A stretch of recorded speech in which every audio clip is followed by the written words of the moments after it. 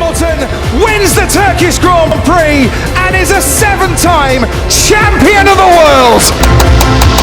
They told him he didn't belong, too poor, too black, too different. So he became the greatest Formula One driver who ever lived. Fantastic performance, a mesmerising drive. Just to prove them wrong. Lewis Hamilton takes the lead of the British Grand Prix. This is Lewis Hamilton, and his story isn't inspiration, it's revenge. Stevenage isn't Monaco, it's not Monte Carlo, it's a working-class town outside London. Council estates, concrete blocks, chain-link fences. That's where Lewis Hamilton comes from. Born in 1985. Parents split when he was 2.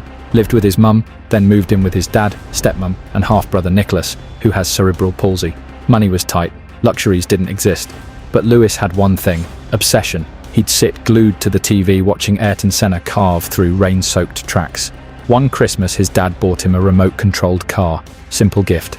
But for Lewis, it was gasoline on a fire. He destroyed the local RC circuits, beat older kids, beat adults, had reflexes nobody could explain. That's when his father made a promise and a bet. He'd support Lewis's racing dream. One problem, they had no money. Karting costs a fortune. So Anthony Hamilton worked 4 jobs. IT contractor by day, dishwasher, odd jobs, whatever paid, by night. Other kids had sponsors, coaches, factory equipment. Lewis had second-hand gear and a father running on fumes. The only way to stand out, win everything. Lewis entered competitive karting at 8 years old, and immediately, people noticed. He wasn't just fast, he was different. Aggressive on track, calm off it, mature in a way that didn't make sense for a kid his age. He idolized Senna, and he drove like him too. Fearless, committed, always dancing on the edge of control. By 10, he'd won his first British karting championship. But here's where the story gets ridiculous. The Autosport Awards. Lewis, barely tall enough to reach a grown man's shoulder, walks up to Ron Dennis, the boss of McLaren, one of the most powerful men in motorsport. And this kid looks him dead in the eye and says, "Hi, I'm Lewis Hamilton. I won the British Championship. One day, I want to race for your team." Ron Dennis smiled, signed an autograph, wrote, "Call me in 9 years. We'll sort something out." 9 years. That's what he said. But Lewis didn't have 9 years. His family was broke. Every race could be the last. The money was running out, and so was time. Then, out of nowhere, Ron Dennis called back. Not in 9 years, in 3. McLaren signed Lewis Hamilton to their young driver program. He was 13 years old, the youngest ever to secure an F1 development contract, the first black driver to ever get one. Suddenly, karting turned into Formula Renault, then Formula 3, then GP2, where Lewis didn't just compete, he embarrassed the field. Impossible overtakes, racecraft beyond his years, an unshakable mindset. But make no mistake, he wasn't walking through open doors, he was kicking them down. Every glance in the paddock, every raised eyebrow, every whispered comment reminded him of the same thing. You don't look like us. You weren't born into this. So he stopped trying to fit in and started making them watch. Then came the call that changed everything. You're going to Formula One. Lewis Hamilton enters Formula One, but this wasn't a quiet debut. He joined McLaren, one of the most legendary teams in the sport, and his teammate? Double world champion Fernando Alonso, the guy everyone assumed would dominate. No pressure, right? From the moment his visor dropped in Melbourne, Hamilton was electric. 3rd place in his first ever Grand Prix, then second again, and again. 6 races in, he won.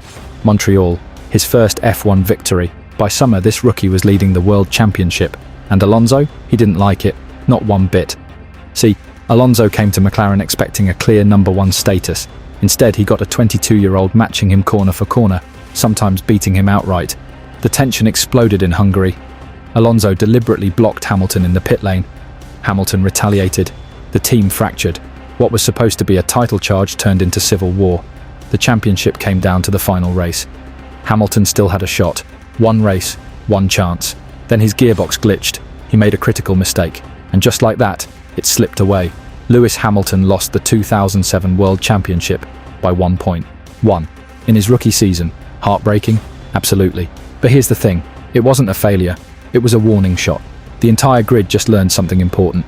This kid isn't going anywhere. And next year, he's coming back angry. Hamilton came back with one mission. Finish what he started. And this time, he didn't care who was in the way. He won in Australia, won in Monaco. Then Silverstone, his home race, he put on a masterclass. Rain pouring, visibility near zero. Hamilton lapped almost the entire field.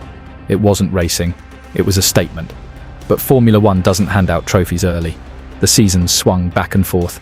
Penalties. Strategy disasters. Felipe Massa in the Ferrari keeping the fight alive. It came down to the final race.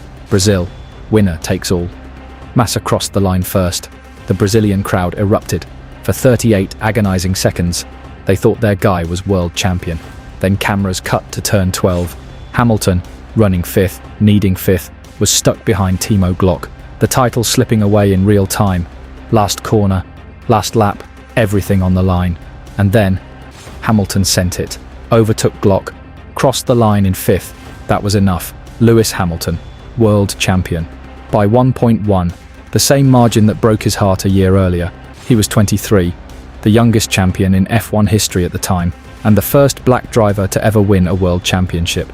The barriers weren't just cracked, they were shattered. But here's the thing about Hamilton, he was just getting started. After 2008, the fairy tale didn't just end. It hit a wall. While Red Bull and Sebastian Vettel began a 4-year reign of terror, Hamilton was left wrestling with a McLaren that had lost its edge. The Wonder Boy was suddenly the problem child. The British press, the same ones who cheered his rise, now sharpened their knives. They claimed he was unfocused. They blamed his move to Hollywood management. They said he cared more about diamond studs and red carpets than tyre temperatures. He was being suffocated by the very team that built him. McLaren was corporate, rigid and controlling. Lewis was a man who had spent his life being told how to look, act and drive.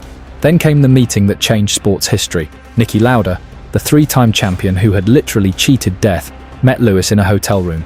He didn't offer him a seat. He offered him a revolution. Lauda told him, "Come to Mercedes.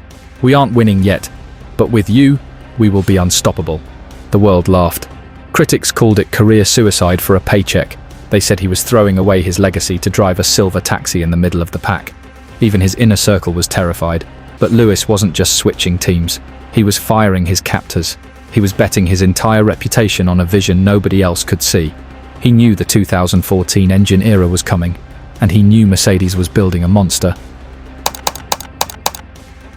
2014 arrived, and the laughter stopped. The Mercedes power unit wasn't just better, it was a cheat code.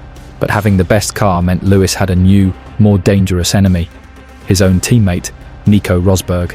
This wasn't just racing, it was psychological torture. They had been best friends since karting, sharing pizzas and dreams. Now, they were two alphas in the same cage. Rosberg was technical, calculating, and willing to do anything to win, including, accidentally, parking his car during qualifying to ruin Lewis's lap. The world watched as their friendship turned into a cold war. Lewis didn't just want to win, he wanted to break Rosberg's spirit. In 2016, after a season of collisions and bitterness, Rosberg finally snatched a title and immediately retired. He was so mentally exhausted from trying to beat Lewis that he simply quit the sport. That was the turning point. With Rosberg gone, Lewis didn't just lead the pack, he transcended it. He rattled off title after title. 2017, 2018, 2019, 2020. He surpassed Michael Schumacher's unbreakable record of 91 wins. He tied the 7 world championships. He was no longer the poor kid or the rookie. He was the final boss of Formula One. He had more money, more fame, and more power than any driver in history. But as he stood at the top of the mountain, he realized the revenge he sought in his youth had evolved into something much bigger. Every legend needs a rival. For Lewis, that was Max Verstappen. The 2021 season wasn't a championship. It was a 22-round heavyweight brawl. It was the old king versus the young pretender. They crashed in Silverstone. They climbed over each other in Monza, and they traded blows until they arrived at the final race in Abu Dhabi, dead even on points. It was scripted for the perfect ending, and for 57 laps, Lewis Hamilton was perfect. He had the lead. He had the pace.